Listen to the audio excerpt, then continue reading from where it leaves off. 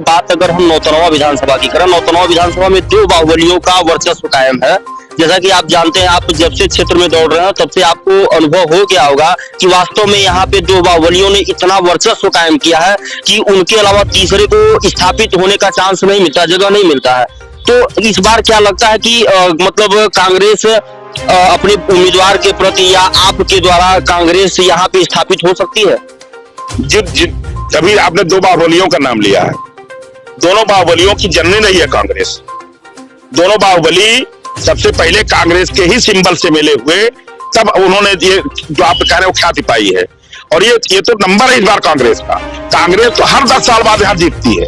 आप राम उठा देख लीजिए, बाबू राममोहन सिंह के समय में कांग्रेस जीती, दुबे जी के समय में कांग्रेस जीती, श्री अब्दुल गनी भी कांग्रेस के समर्थन से मिले हुए, बाद के समय में श्री अमरमणि त्रिपाठी भी 1989 में कांग्रेस से ही चुनाव जीते, और बाबू मुन्ना सिंह भी कांग्रेस से ही चुनाव जीते। तो इस बार तो कांग्रेस का नंबर हर 10 साल बाद जीतती है। इस बार तो कांग्रेस हमारे कार्यकर्ताओं के दम पे और जनता के मनोभाव से चुनाव जीतेगी। नमस्कार, स्वागत है आप सभी का भारत केसरी न्यूज में और मैं हूं आपके साथ ज्योति पाटिल। रुक करते हैं बड़ी खबर की तरफ। कांग्रेस नेता एडवोकेट विजय सिंह से हुई खास चर्चा, देखा पूरी रिपोर्ट। आज हमारे बीच कांग्रेस नेता और नौतनवा विधानसभा क्षेत्र में दौरा कर रहे हैं श्री वीरेंद्र सिंह जी। आज हम विजय सिंह रॉकेट जी, आज हम इनसे जानेंगे कुछ कि आखिर में जो ये क्षेत्र में दौरा कर रहे हैं, किस किस क्षेत्र का दौरा किए हैं और क्या पब्लिक का रुझान क्या है। क्योंकि यहाँ पे सबको पता है कि यहाँ पे दो बाहुबलियों का वर्चस्व है और इन बाहुबलियों के बीच अपना वर्चस्व स्थापित करना एक बहुत बड़ी बात होती है।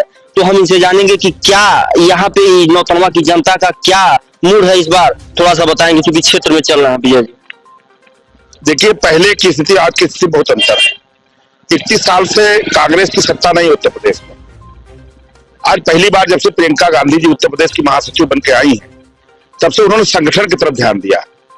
और संगठन ही किसी पार्टी की रीढ़ होता है। और संगठन के निर्माण में पिछले 1.5 वर्षों से जो हमारे साथी बगल में खड़े हैं, इन लोगों ने बड़ी कड़ी मेहनत किया है। उसका नतीजा हुआ, पहले हमारी जिला कमेटी गठित हुई, जिले के बाद फिर ब्लॉक कमेटी गठित हुई, ब्लॉक के बाद नया पंचायत कमेटी गठित हुई, और नया पंचायत के बाद अब हम निचले स्तर पे, बूथ स्तर पे भी हमारा गठन संपन्न हो चुका है। हम लोग का जो ये संपर्क होता है गांव जनता का, इसमें 3 चीजें प्रमुख होती हैं। एक तो संगठन के विषय में जो बूथ स्तर के मेरे कार्यकर्ता उनको प्रोत्साहित करते हैं, और तीसरी जो प्रियंका गांधी की प्रतिज्ञाएं हैं, जो उन्होंने चुनाव के पहले, होता क्या है कि कोई भी राजनीतिक दल चुनाव में अपनी प्रतिज्ञा करता है या घोषणा करता है, लेकिन प्रियंका जी ने उसके पहले अपनी प्रतिज्ञा कर दिया। उस प्रतिज्ञा को उन्होंने आप एक स्वरूप में ढाल करके उनको आप अपने माध्यम से वो जनता के बीच में ले जाने के लिए कार्यकर्ताओं को प्रेरित किया। तो हम लोग का असली काम वही होता है कि हम गांव गांव गली गली जा करके लोगों को समझाते हैं कि अगर कांग्रेस को आप सत्ता में ले आए तो हम उनका कर्जा माफ करेंगे जो किसानों का है, बिजली का बिल हाफ करेंगे, कोरोना काल का जो बिजली का बिल है उसको पूरा माफ करेंगे, महिलाओं को बस में हम फ्री यात्रा कराएंगे, उनको आवश्यकता के अनुसार जो है साल में 3 फ्री सिलेंडर देंगे, उनके रोजगार परक योजनाओं के लिए जो भी सरकार द्वारा रोजगार सृजित किए जाएंगे उसमें 40% उनको आरक्षण दिया जाएगा। यही नहीं, सबसे पहले उन्होंने टिकट की भागीदारी के रूप में उन्होंने निर्णय किया कि जो 403 विधानसभा उत्तर प्रदेश में, उसके 40% के औसत के हिसाब से 160 सीटें हमारी बहनें लड़ेंगी। नहीं, ये तो बात आपने सही कहा, लेकिन जैसा कि आपने कहा कि प्रियंका गांधी जी का एक प्रतिज्ञा है, इस प्रतिज्ञा को अगर देखा जाए तो लोगों का भी एक विचार है कि और विपक्ष का भी एक हमला है कि 60 साल उन्होंने इस प्रतिज्ञा को क्यों नहीं पूरा किया। 60 साल उनका जो यहाँ पे वर्चस्व रहा, केंद्र में वो उनकी सरकार रही, तो उस समय उन्होंने क्यों इस तरह का मतलब काम नहीं किया, क्यों आज उनको दिख रहा है? नहीं, ऐसा कुछ नहीं है। हमने प्रतिज्ञा को आगे बढ़ाया है। आप का जो प्रश्न है वो कांग्रेस के माकूल नहीं है। आज जो इंदिरा आवास है वो कांग्रेस की देन है। खाद्य सुरक्षा बिल जो 5 किलो राशन आज भारतीय जनता पार्टी देना चाहती है, ये कांग्रेस की देन है। ये ये बिजली आप देखते हैं जो गांव गांव हर टोले पे हर मोहल्ले पे जो बिजली लगी है वो राजीव गांधी वित्तीकरण की देन है। जो स्वास्थ्य सेवाएं हैं जिसमें प्रत्येक व्यक्ति को 5 लाख रुपए तक का जो गरीब बीपीएल कार्ड धारक था उसको, ये मनमोहन सिंह के समय की योजना है। तो सब योजनाएं कांग्रेस द्वारा ही चलाई गई हैं। लेकिन उसका जानते हैं उसका हुआ क्या कि बीच में जब सरकार नहीं रहती है तो कार्यकर्ता उस स्तर पे नहीं रहते, उतनी संख्या में नहीं रहते, वो बातें जनता तक नहीं जा पाई। उस बार इसी प्रतिज्ञा के क्रम को हम लोग आगे बढ़ाते हुए कार्यकर्ताओं के माध्यम से अब उस जनता तक ले जा रहे हैं और जनता उसको समझ भी रही है कि नहीं, कांग्रेस ने जो कहा वो किया और जो कहेगी वो करेगी। सही है, लेकिन एक चीज और है, जैसे कि मान लीजिए बात अगर हम नौतनवा विधानसभा की करें, नौतनवा विधानसभा में 2 बाहुबलियों का वर्चस्व कायम है। जैसा कि आप जानते हैं, आप जब से क्षेत्र में दौड़ रहे हैं तब से आपको अनुभव हो गया होगा कि वास्तव में यहाँ पे 2 बाहुबलियों ने इतना वर्चस्व कायम किया है कि उनके अलावा तीसरे को स्थापित होने का चांस नहीं मिलता, जगह नहीं मिलता है। तो इस बार क्या लगता है कि मतलब कांग्रेस अपने उम्मीदवार के प्रति या आपके द्वारा कांग्रेस यहाँ पे स्थापित हो सकती है? अभी आपने 2 बाहुबलियों का नाम लिया है, दोनों बाहुबलियों की जननी नहीं है कांग्रेस। दोनों बाहुबली सबसे पहले कांग्रेस के ही सिंबल से मिले हुए, तब उन्होंने ये जो आप कह रहे हो ख्याति पाई है। और ये तो नंबर है इस बार कांग्रेस का। कांग्रेस तो हर 10 साल बाद यहाँ जीतती है।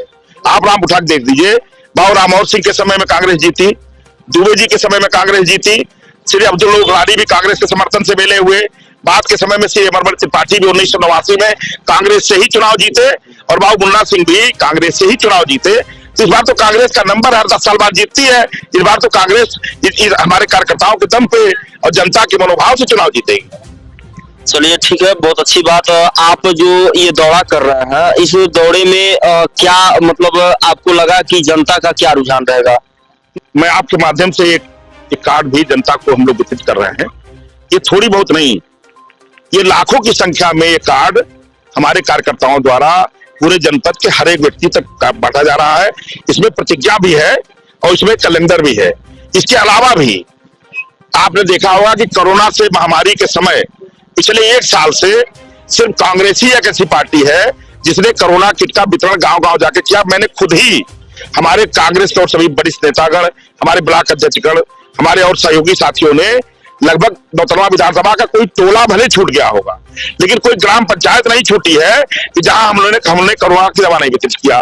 तो हम जन सरोकार के मामले को लेकर के हमेशा कांग्रेस सजग रही है और इस बार जनता का ऐसा रुझान मिल रहा है कि ये जो आप कह रहे प्रतिज्ञा कम पड़ती है, हम लोगों को बड़ी बचा के देना पड़ता है।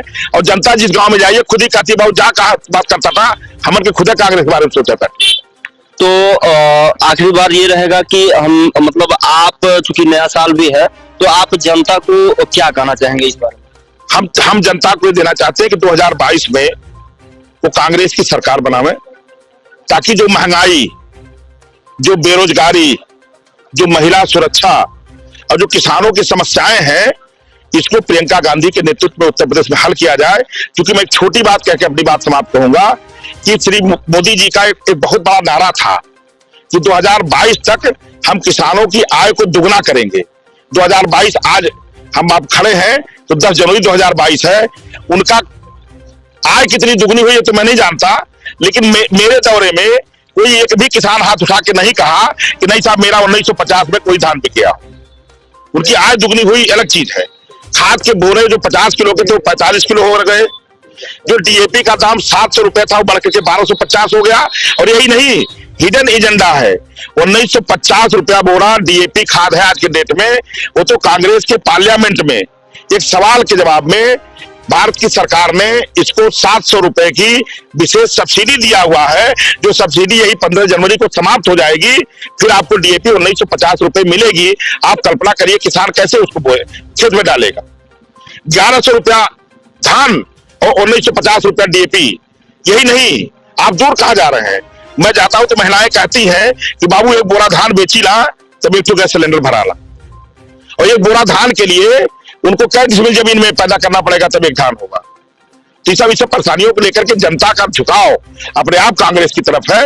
बस मैं कार्यकर्ताओं से निवेदन करूंगा कि वो ज्यादा से ज्यादा जनता तक अपनी बात को पहुंचावे, कांग्रेस की बात को पहुंचावे, प्रियंका गांधी के प्रतिज्ञा को पहुंचावे। आप देखिएगा 2022 में एक चमत्कारी प्रयोग होगा उत्तर प्रदेश में और कांग्रेस बड़े बहुमत से चुनाव जीतेगी। और जाति और धर्म और संप्रदाय तीनों की राजनीति इस बार 2022 में समाप्त होगी। जो लोग उंगली गिनते हैं कि फलानी जात मेरे साथ है, फलाना धर्म मेरे साथ है, वो सभी धर्म और जाति को तोड़ने का काम प्रियंका गांधी ने के एक नारे ने कर दिया। वो नारा है कि लड़की हूं, लड़ सकती हूं।